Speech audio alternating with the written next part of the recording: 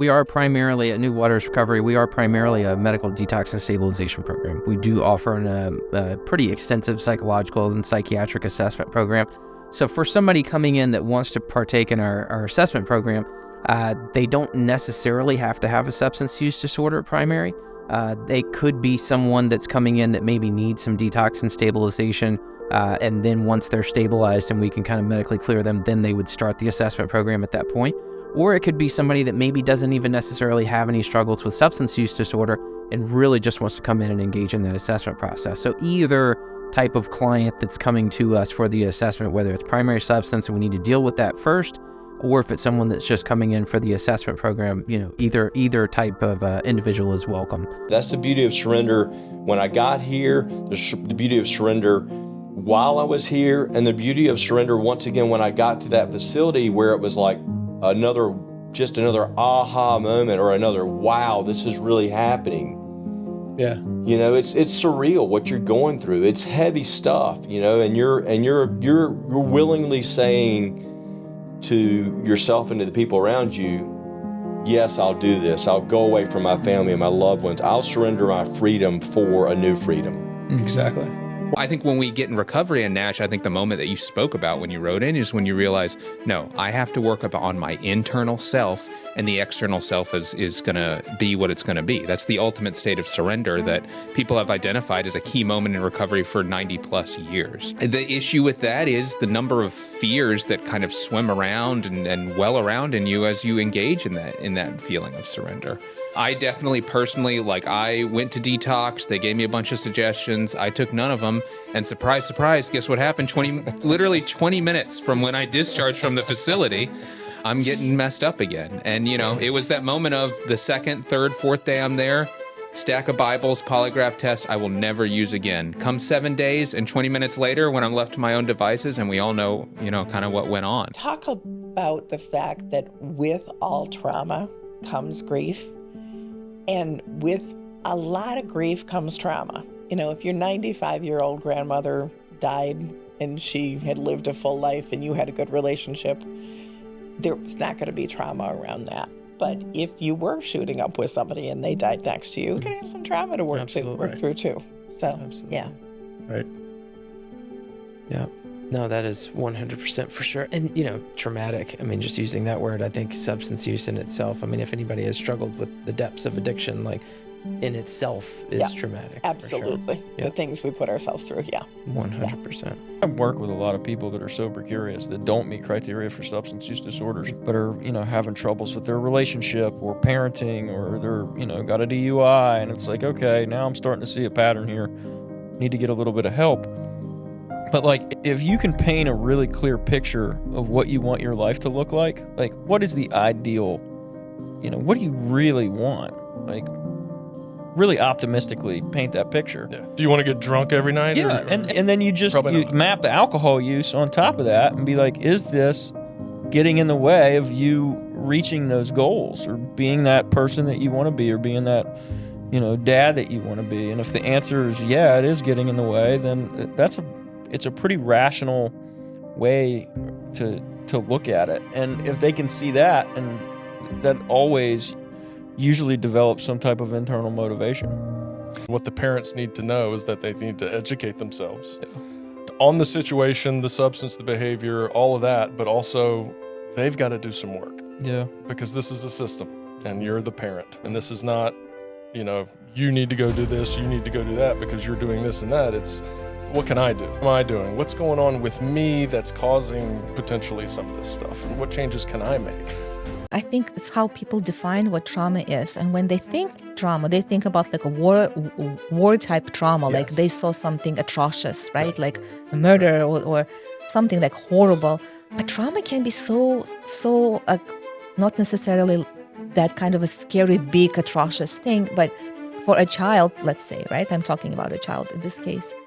Trauma can be parents forgot to pick me from daycare. Yeah.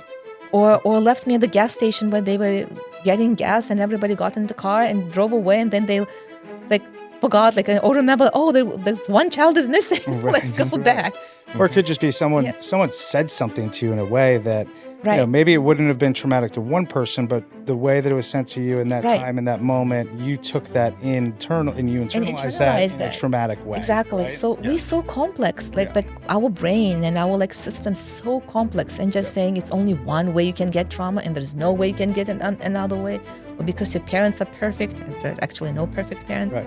And let's talk about it.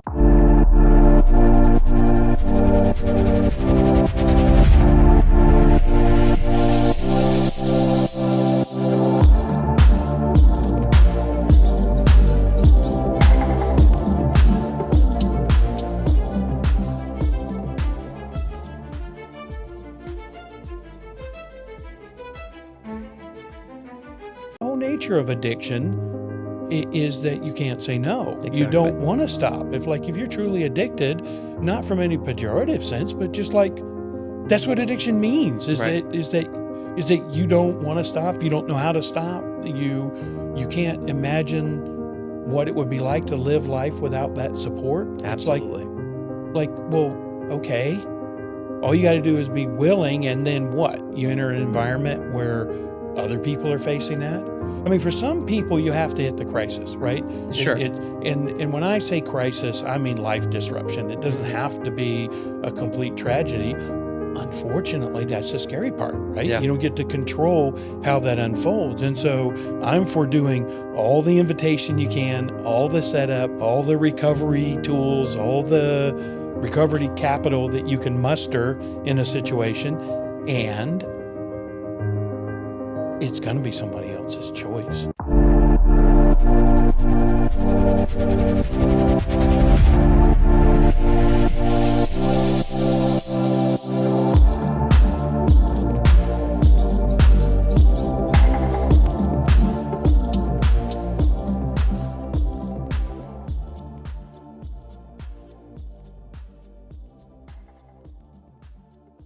But I think what's curious for a lot of people is they think that this can happen without making a change in their relationship to alcohol. Like they think that my partner can keep using or I can keep using and we can change our attachment style. We can go back into our history. And my approach is to be really curious, to be honest. And I'm curious about what your experience is with that. Can people stay in their systems, stay in their addictions, and still make progress? Not my experience, actually. Unfortunately, people cannot really make any changes if they're not addressing addiction. Yeah, it's you can't have an affair with addiction thinking it's really something small. It's really not. And sometimes it takes time for a person to come to that conclusion. And it's very humbling, actually, experience to finally come to the conclusion, like, I can't do it on my own. I need something. Or I really need to work on that. I really need to claim my life back. Yep. Because the years that lost, relationship that has been broken, career that has not been done. It was so many, the time lost, and also respect that they had for themselves lost, or kind of gaining it all back, earning it all back. Takes time. It takes time, and fortunately, there are resources out there. As a parent, I've got 3 daughters myself, and as a parent, when you see your kids struggling, you want to circle them up, hug them, and just never let them leave, right? Yeah. And that obviously doesn't work in this situation, right? And I think that's a big thing that we on a daily basis are talking to families about is codependency, enabling the situation, finding where that leverage is for these young adult clients specifically. Like, is it financial? Are they providing, a roof over their head? And really, trying to kind of, manipulate in a lot of ways to help them make the right decision. When someone does get to a place where they're ready to take that step into treatment, similar to what you were just saying, I think there's a lot of stigma. I think, number one, it takes a lot of courage to be willing to take that step. And just even to entertain the idea of seeking treatment takes a lot of courage, I think. But I think something that a lot of people struggle with is this idea of I can just put forth maybe some minimal effort, or that I can find this kind of one, magical thing that I can do, and I can spend a minimal amount of time on myself and my treatment, and just kind of, quote unquote, cure the situation. and then I can just get back to living my life, and everything should be fine. So they're coming to you because there's a problem, Right. but they're going to deny Right. that there's a problem. They might be okay with it being a problem for their partner, but to try to talk about ways that they're possibly supporting the illness.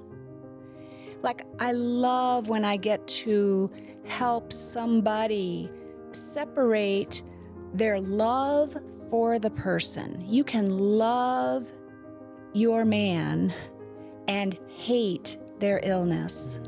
Be angry at what their husband's illness is taking from them, from the family. Yeah. And that we as humans have the capacity to have both those things going on at the same time, and it's not disloyal to be loving the person and very mad at what's happening. The same way one would feel if someone had cancer. I love this person and I hate their illness.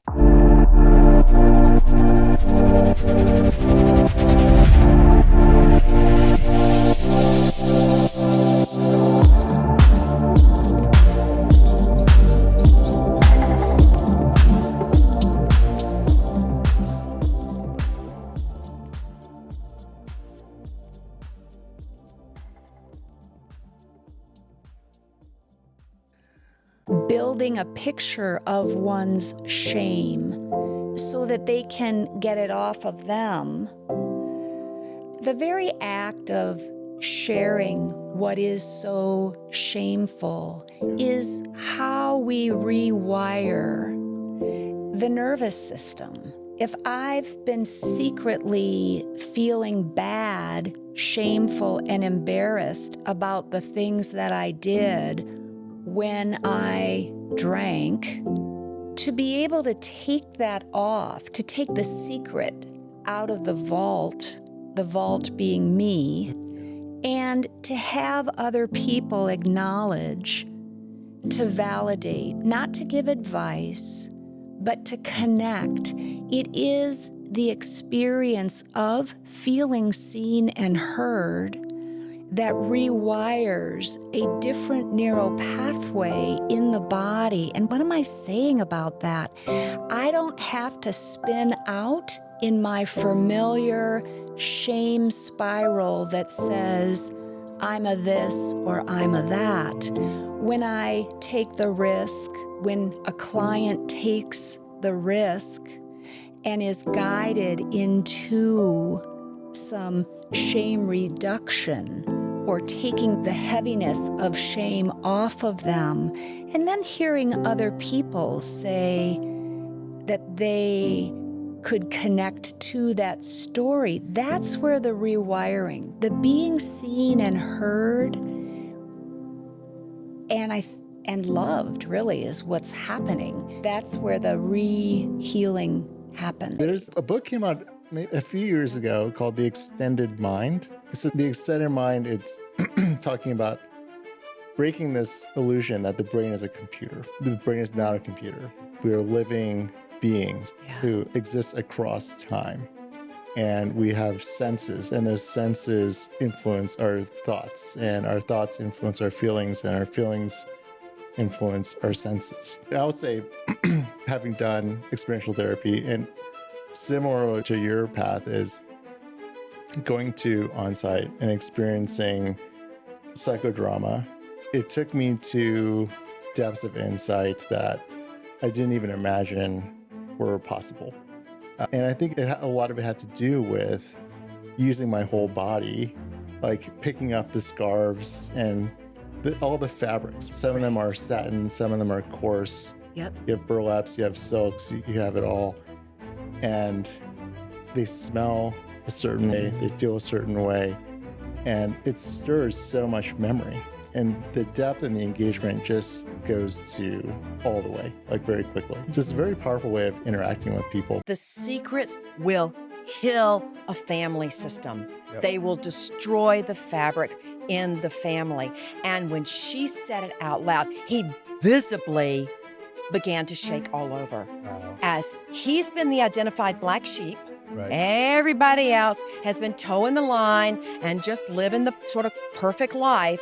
Mom shares this bombshell, and all of a sudden, now mom and son are both sharing in this pain and suffering, and the empathy now is literally tangible in the room, where son says, "Oh my gosh, I've known that there was something off in this family. I could feel it. I never knew what it was. And at 50 years old, he hears the secret that mom has been protecting." Did you do 90 meetings in 90 days? I did. So the 90 meetings in 90 days, I didn't really get the whole logic behind it, which is I didn't question it, which is good. I mean, I think that's important. I think that when you're working in recovery,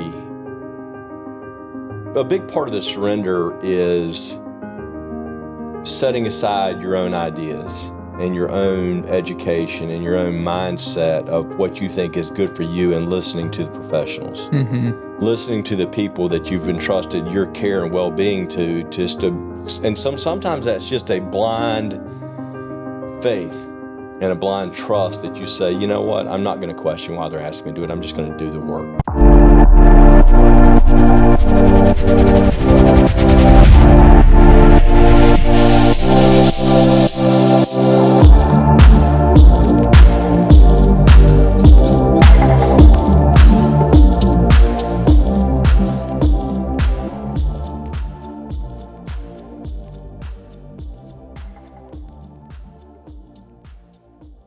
Can you fully recover from substance use without doing the grief work? That's a great question. That is a good question. I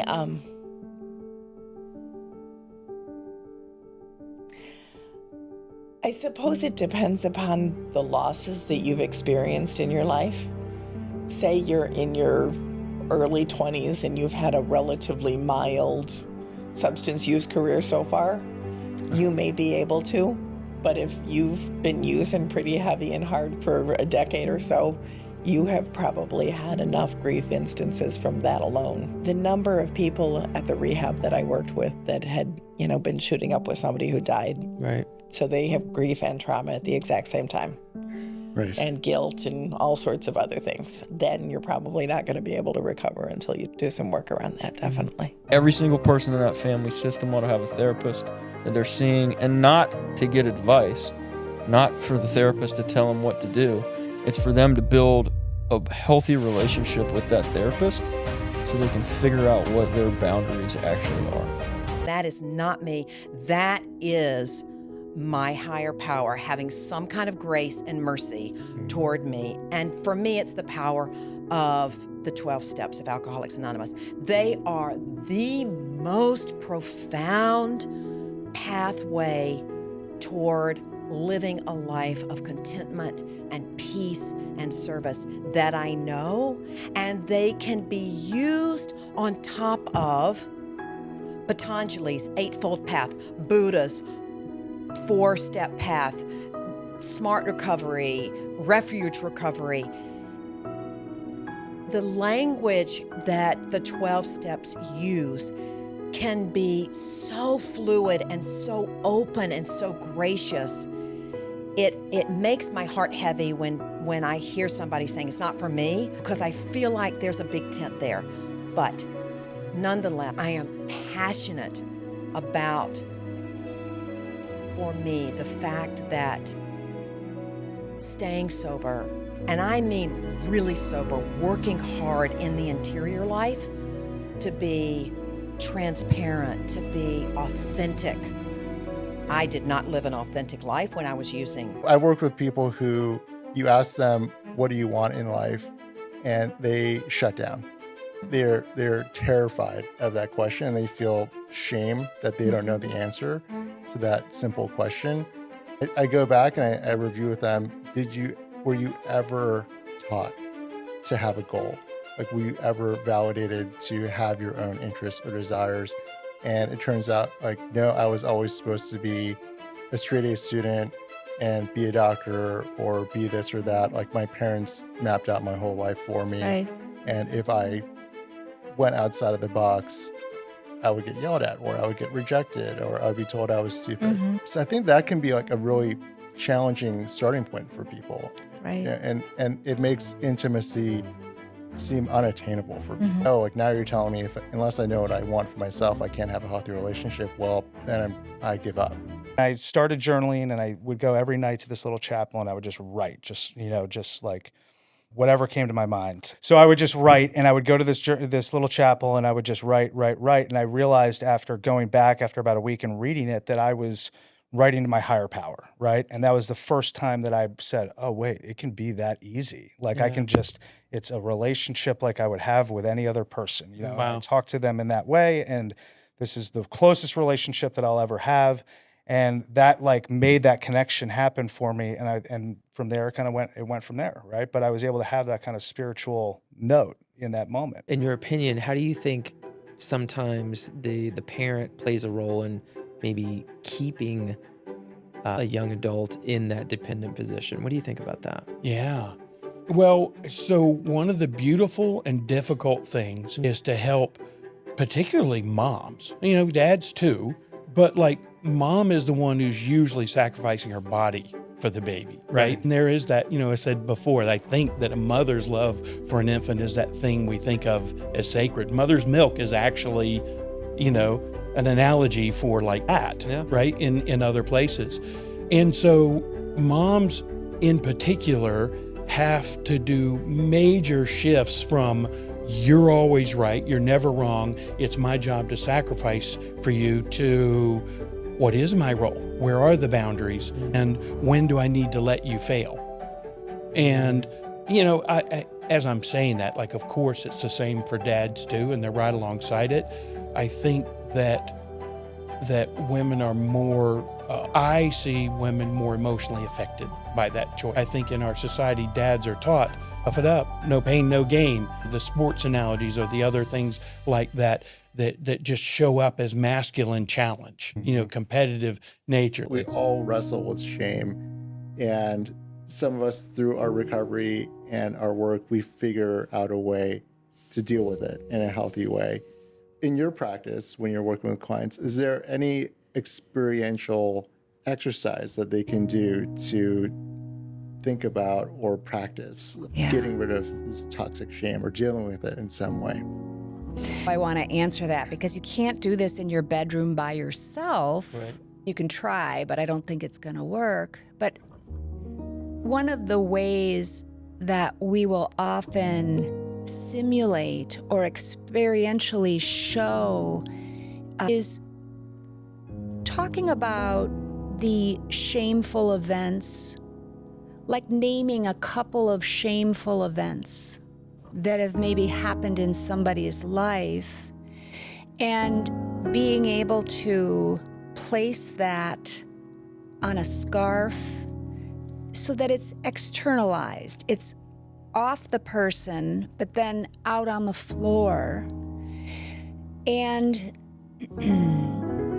being able to look at it from some different perspectives, and then possibly if it's a group, if this were in a group process, maybe having a role player enroll as the client so that the client can see themselves with all this shame on them, and then having them reverse roles, like putting it on the client. Can you tell us a little bit about how you got started in deciding to even be a therapist? Sure. It's a great story. I was fortunate to get into recovery as a 24-year-old. And shortly after that, I was in some group therapy as a client, and I was in sales at the time.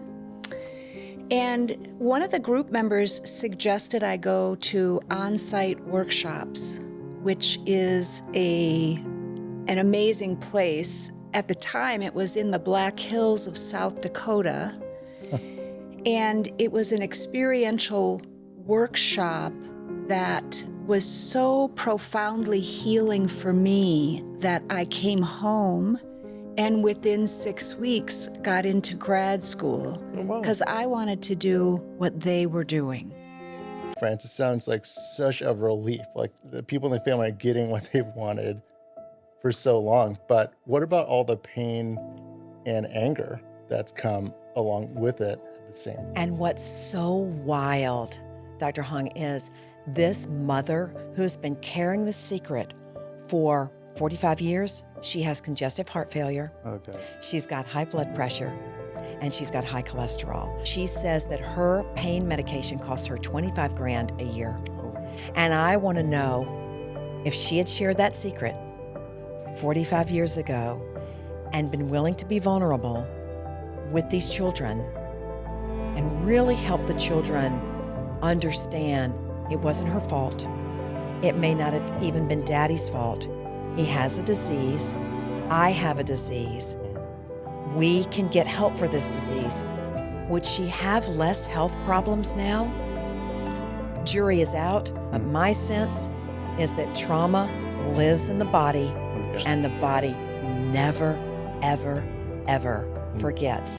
I think one of the misapprehensions surrounding like substance use disorder, right, is it's something that just exists in the body. We're a medical detox, and what we do is we treat a physical dependence upon the substance of choice, whether it be alcohol or other substances. However, what I reflect to families constantly is they need to look back and see, okay, there was a physical addiction to a substance. How did that come about? Why did your mental coping skills lead you to the substance to such a degree that your body is now physically addicted to it? Because we can put you right like you were before you started drinking again, but if we don't address the issues that caused you to drink in the first place, you're going to be right back at it. If someone negotiates and says, well, why do I have to stop drinking if I want to do this grief work? Can I keep drinking and keep working with you, Annie, on grief? Like, what would you say to a client? It would depend upon the client, quite frankly. There are some clients that I work with harm reduction first, and I suggest that look at how they may be harming themselves or putting themselves or loved ones in danger. And if they want to start from a harm reduction standpoint and they feel capable of doing that, I may very well start some grief work with them, just to get a sense as to whether or not they really are.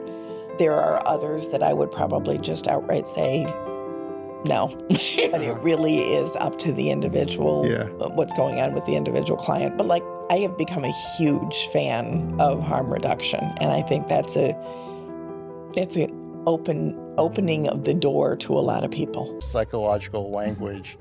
The resources that you have to bear that would seem to lean towards having a good outcome for long-term sobriety and recovery. Depending on someone's family situation, they might be recommended to move into a sober living situation, especially for people who live alone, people who don't have those methods of accountability built into their domestic situation, or they're just not coming back to a healthy environment.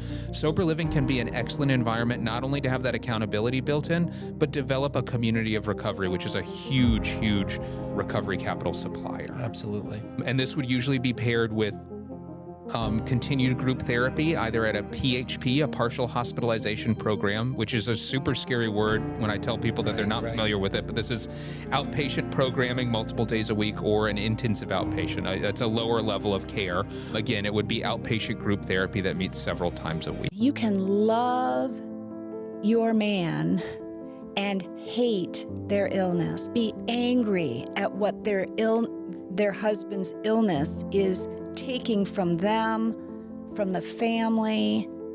Yeah. And that we as humans have the capacity to have both those things going on at the same time, and it's not disloyal to be loving the person and very mad at what's happening. The same way one would feel if someone had cancer. I love this person and I hate their illness. As a clinician, have not done a lot of, I barely any experiential therapy. I've seen a lot of it, but as a practitioner, that's not my modality. But I can't imagine, because I've always thought that just one of the limits of just traditional talk therapy, regardless of what modality you're using, is exactly that you're talking and you're limited to like the things that you are aware of or the insights that you can develop through cognition, right? But I just imagine the experiential, the physical piece of it probably just brings a whole new element to the game. Absolutely. And it also accesses the other side of the brain, the part of the brain that does have all the feelings, and that is where the memory is. And it's so different to hear the client who can narrate their story of abuse and then learning some techniques to help them tell their story in a different way, in some action that connects to that part to then heal that part, not the narrative part. There's so many approaches Right. to interventions. I have sort of created my own approach by what I feel like picking the best out of Arise and also following Love First with Deborah and Jeff J. Got it. I think the way they approach interventions is beyond brilliant. Right. So most of the time for me, if this family, if these people have talked about wanting to offer this person a lifeline, it may be very appropriate to invite them. If the family feels as though that person is either going to overuse, harm themselves, perhaps harm someone else, or bolt, then it's more of, we're going to have a coffee.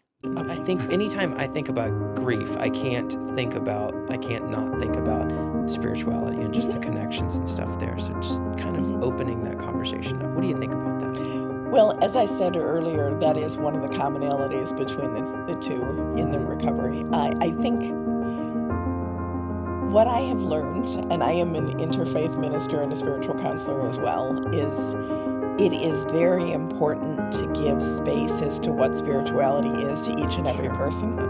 A lot of times I will say it may be nature for you, it may be this, it may be that. But I agree with you that fundamentally it's important, but I also think it's really, really important to have a broad swath as to what it could be.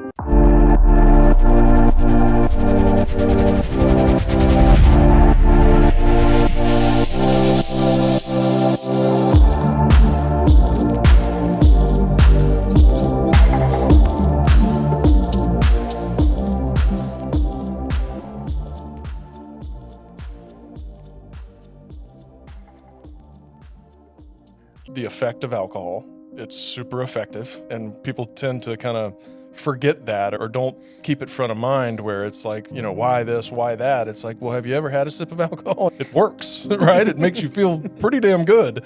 So there's that, and we are creatures of, you know, living off reward systems, and we like things that make us feel good, and so there's that. Secondly, it's a cultural norm, and how do you fight that? Yeah. That's the hard part, is the normalization that is, like you asked, these kids that are just looking around, and it's like, well, that's what you do to have fun. You know, that's what you do to be cool. That's what you do to act like you're famous. That's what you do to get girls. You know, that's what you do for all this stuff. And how do you change that, you know? And we see it because we quit, and now we can see that it's not necessary. It's not required to have fun and do all these things, but that's what you grow up seeing and thinking, and it becoming ingrained. And you know, I don't have the answer. I don't have the answer other than to just show it. You know, I know from my own personal recovery experience, like I really struggled with relapse for a period of time. And the issue is that I would get one bad thought and I couldn't get it out of there, and drugs and alcohol were easily available to me. And that was it. And I think something that I think maybe, you know,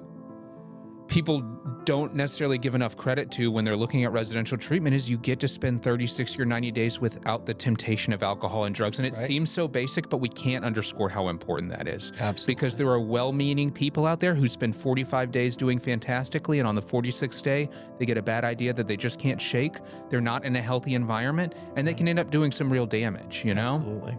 We've learned so much about the treatment of addiction, and I think one of the things that I really love about working with with professionals like yourself is just that we really believe that people deserve the best level of care possible for them. So much research show that if we start at the most appropriate level of care, whether that be detox, residential, that we start at that appropriate level of care and that we follow the recommendations from the professionals involved and slowly step down through those levels of care to make sure that we are receiving not only just in, a time frame, but levels of intensity to make sure that we are truly getting all of the treatment that we need. It just literally is going to greatly impact the chances of being able to be successful in our recovery moving forward. The lowest common denominator in medicating and addiction is 2. There has to be 2 people. Even if I'm living under a bridge and I'm walking to the liquor store, somebody's got to sell the liquor to me. That's such a desperate analogy, but it is not. There has to be at least 2 people for this to continue. I have a lot of friends and acquaintances who use spirituality to skip grief, right, to avoid it, right? So they'll say everything happens for a reason. Yeah, they're in a better place. They're in heaven now, and we're just moving on. I should be happy. Right. Yeah. Have you heard of the term spiritual bypass? Yeah. That's exactly what that is. And so it was coined by John Wellwood, and it is to use a spiritual precept to go around having emotion. And it is probably grief that happens the most around. You're absolutely right. Yeah. And it never works. Right. It might work for a very short period of time, but it's going to catch up to you sooner or later. I remember when I was in treatment, we had this lesson on what are triggers, and it was like bars, okay, obviously. Parties, okay, obviously. Restaurants, all right. Weddings, all right. And then it was like ATMs, exit ramps. I was like, okay, so literally everything. Gas station bathrooms. All right. Yeah, I mean, it kind of helped in a way that I just on the spot was like, all right, so everything's gonna be a trigger, so maybe nothing can be a trigger. But it's not that simple. But when I'm spiritually fit, nothing is a trigger. But if I'm not, then it is. But I was thinking about something and I noticed when you first started Champagne Problems, a lot of talk about just, being everywhere, coming from all angles like we're talking about now. But yesterday, I was creating an invite for, I won't say the name of an online invitation generator for an alumni event we're having in May. And just the options to choose, they have hundreds of them. Oh, I'll sit on that damn thing for 106 hours. 80 of 200 options have alcohol already, it's a template on the card, sip and see and bump. I mean, just literally everything. And it really made me think about the early days, at least of Champagne Problems, where it's just everywhere. And it is. And, just kind of learning to navigate that and understanding that. And then kind of to your point a second ago that all these things, whether it's the woman, whether it's beer, whether it's drugs, whether it's, promotion, just understand that this is all an inside job and all these external factors are all they're just external. We got to learn how to be happy from the inside out. It's a dream killer, man. Yeah. I mean, it really is. The way that you just described that, it made me think about how many people, and we don't just do it with alcohol. We do it with anything that's going to make us feel better and help us check out.